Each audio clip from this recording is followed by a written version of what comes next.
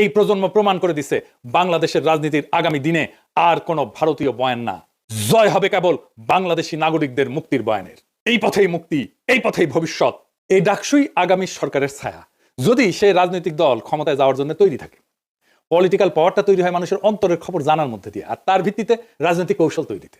আজকের ডাকসু নির্বাচনের ফলাফল কোনো সাধারণ ঘটনা না, এটা এক নতুন ইতিহাসের সূচনা, এক নতুন দিগন্তের ইশারা। যারা মনে করছিল ইসলামপন্থীরা কেবল প্রান্তিক শক্তি, তাদের ধারণা ভেঙে চুরমার হয়ে গেছে। এই বিজয় প্রমাণ করছে সঠিক ন্যারেটিভ, সংগঠনের শক্তি আর জনগণের অন্তরের খোঁজ জানা, এই তিনের মিলনেই ভবিষ্যৎ লেখা হয়। বাংলাদেশের মাটিতে ভারতীয় আধিপত্যের বয়ান ধসে পড়ছে, সেকুলার এস্টাবলিশমেন্ট হতভম্ব হয়ে গেছে, কিন্তু এই লড়াই কেবল আজকের বিজয় উদযাপনের মধ্যে সীমাবদ্ধ না। এখন থেকে শুরু হবে আসল সংগ্রাম, ন্যারেটিভ ধরে রাখা, তা আরো বিস্তৃত করা, আর জাতীয় রাজনীতির ময়দানে এই বিজয়কে রূপান্তর করা।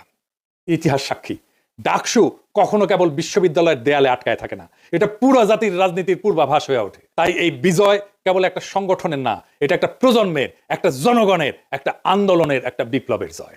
আজকের ডাকসুর বিজয়কে আগামীর বাংলাদেশের পথ চলার ভিত্তি করে গড়ে তুলতে হবে। আত্মতুষ্টিতে না, দৃঢ় কৌশলে আগায় যান।